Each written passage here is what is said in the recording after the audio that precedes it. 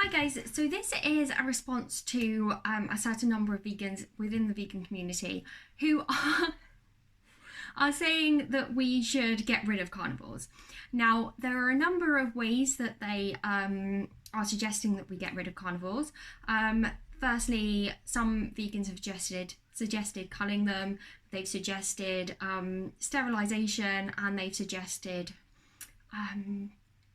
sterilization and creating animal sanctuaries for carnivores to live in and feeding them lab grown meat.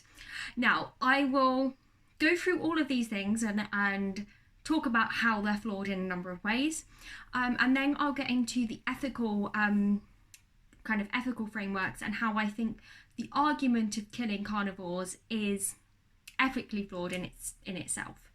Okay, my issue with getting rid of carnivores is the fact that they have an important role within the environment. And it's not just about the fact that they, that the deers will end up getting more diseases and end up starving if we get rid of the carnivores. It's not just about that. But the carnivores, they have influence on the whole environment. So for example, in America, in the 1920s, I believe, in a particular park in America, the wolves in that park went extinct. And basically what this meant was that the deer were more likely to go on open areas of grassland because they were able to go onto these open areas of grassland and not get hunted down by wolves. And so this meant that there was overgrazing on these open areas of grassland, and this meant that the ground nesting birds couldn't go in and build their nests. And so some of the ground nesting birds became endangered as well because the wolves were gone. And so you're having tremendous effects on the whole environment by getting rid of carnivores. And this is focusing specifically on big carnivores as well.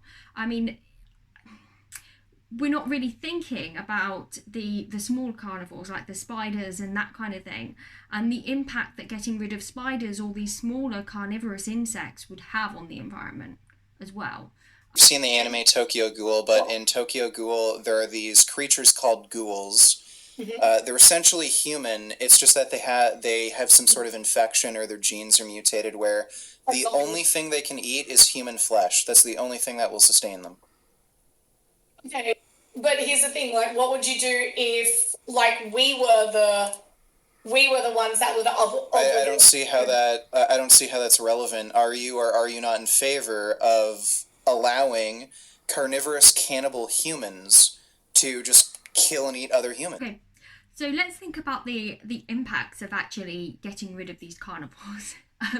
Now, if we cull the carnivores, then we have to create more guns, we have to create more ammunition, and all of this ammunition and these guns are produced using metals which are found underground, which means that you have to do more mining in order to get the materials for the guns. You need to create more factories in order to create the ammunition for the guns, and that would have a massive impact on the environment.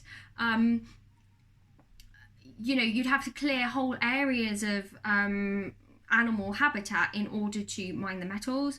You'd have to clear whole areas of animal habitat in order to create the workshops in order to create the guns and ammunition for the animals that the carnivores that you're going to kill.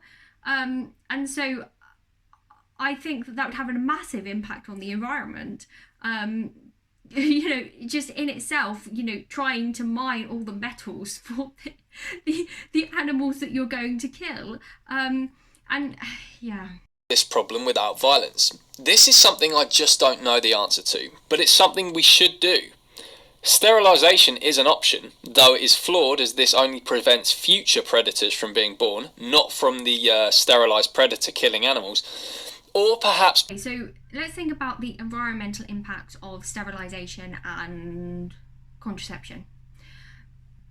Okay, so let's firstly talk about sterilisation. Now, if we were to sterilise these animals again, we would need stun guns in order to stun the animal and in order to get in and surgically, sterilize the animal.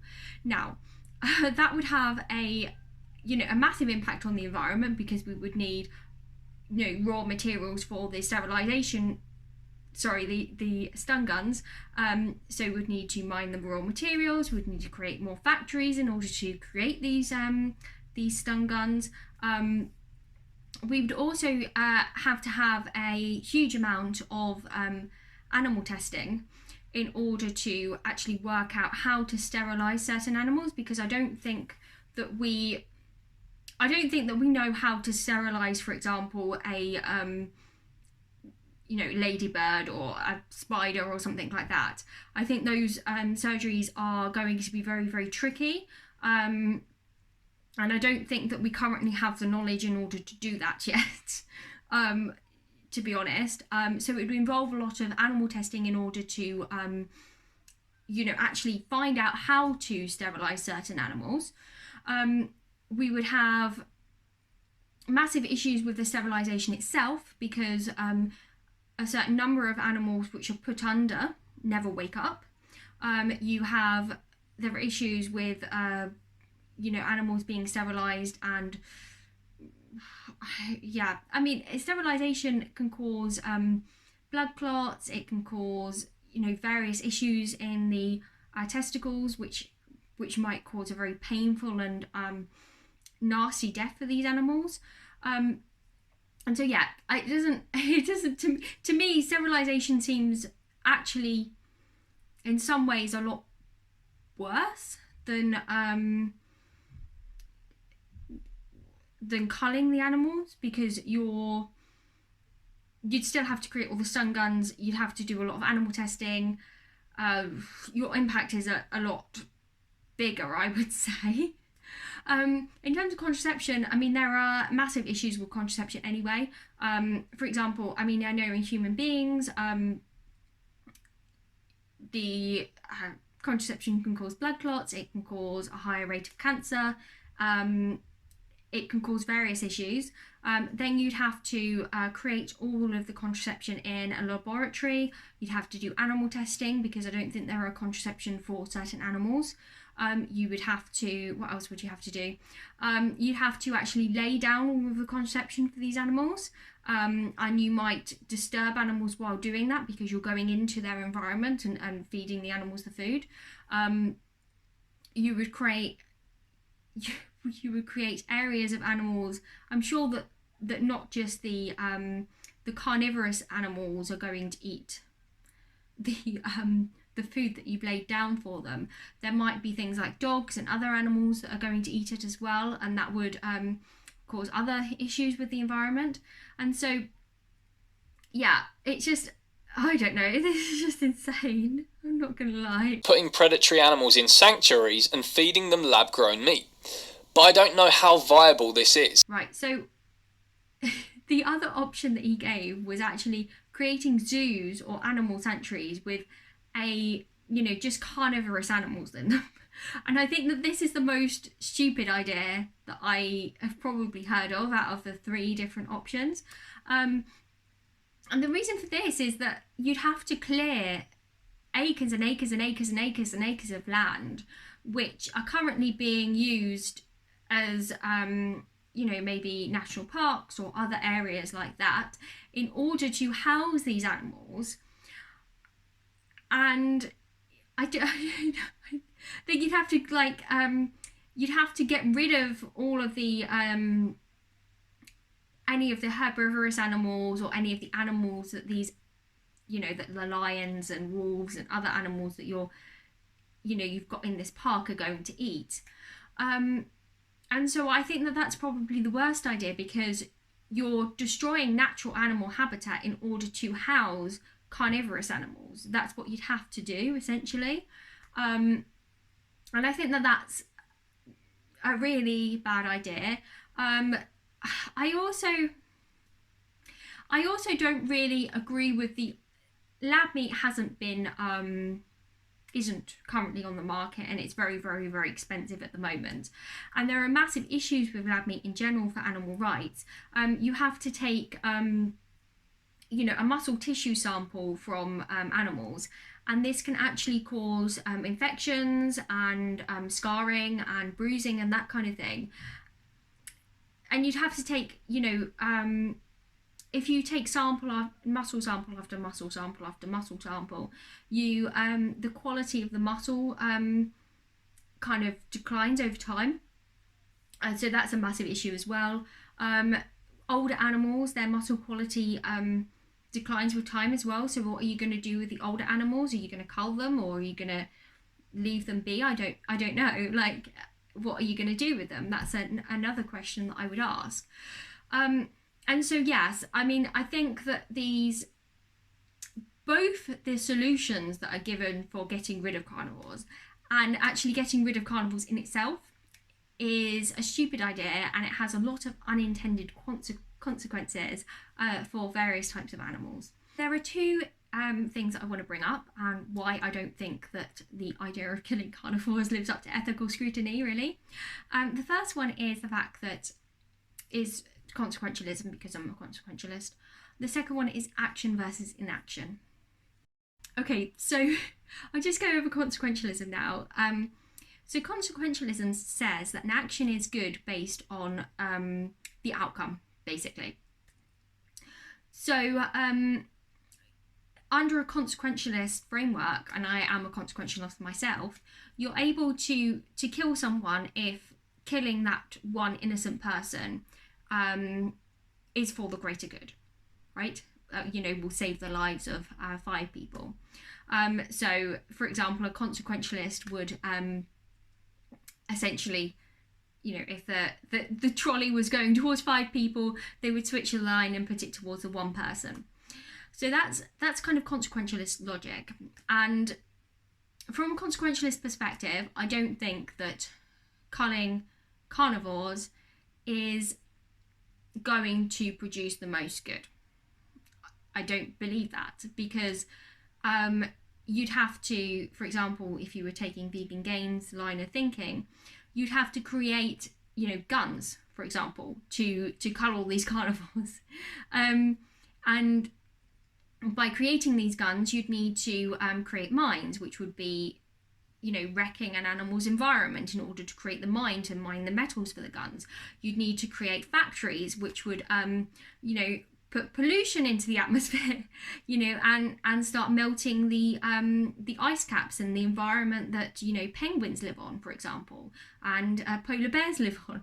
So you're harming, you know, so many animals just by creating these guns. And not just that, but you're harming the animals in the environment itself, you know, that you're, you know, in the environment itself. You're harming the ground nesting birds who aren't able to create their nests on the grass anymore because the deers are overgrazing it.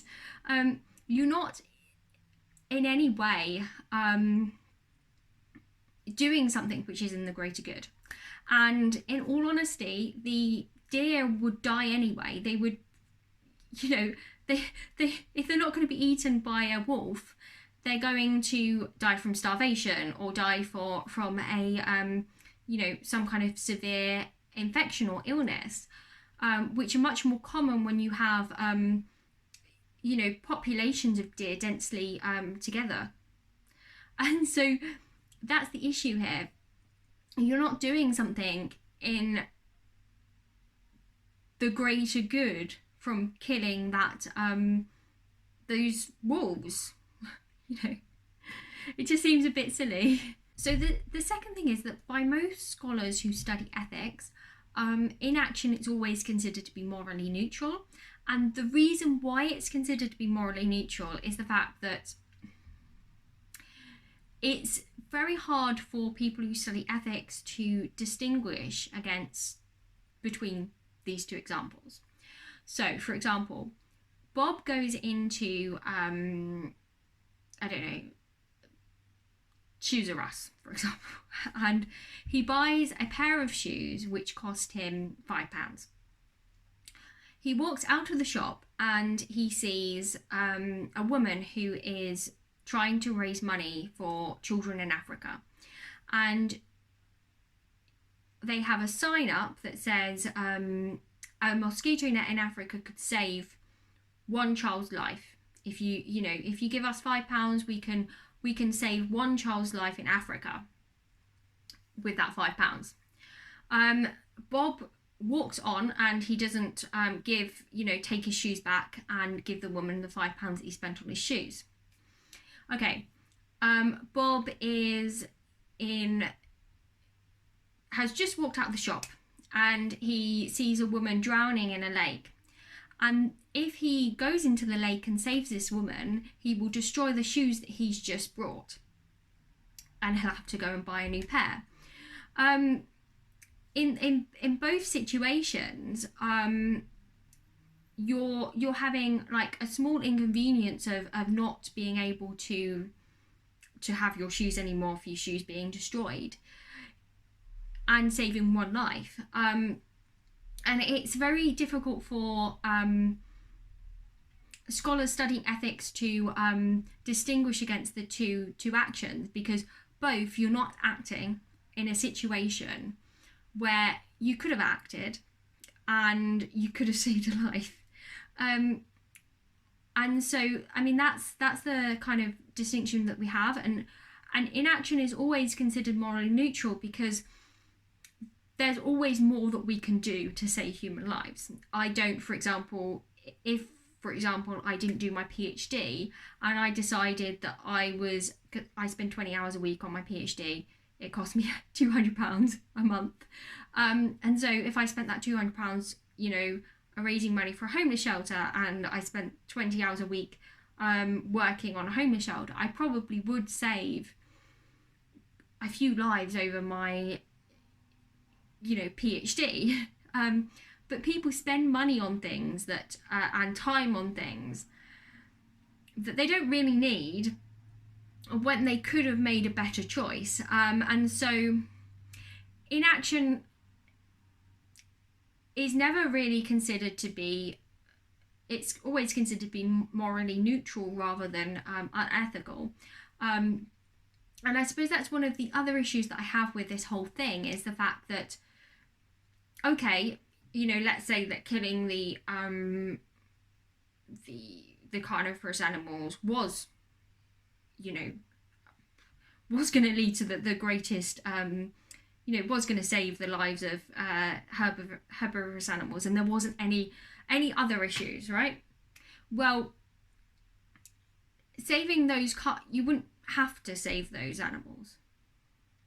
You don't really have an obligation to do that. You're not, your inaction isn't morally negative in any way, because if it was, we could easily say that, well, vegans have to donate all of their spare money, any money that they're not gonna spend on clothing and feeding themselves or housing themselves on an animal rights organization, and that would be the kind of standard,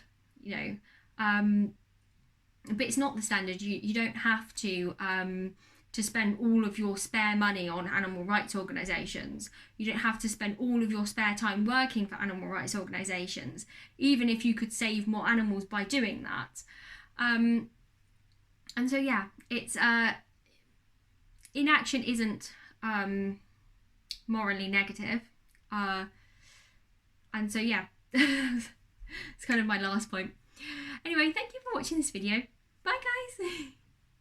Please subscribe and like this video, and I will reference another video that I did, which is kind of on a similar topic.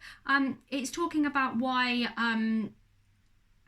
we shouldn't save wild animals, and this particular kind of, the argument that I was responding to in that video, it goes a lot further than just culling carnivores. It's like, oh, we should cull carnivores and then we should give all the herbivores like contraception, and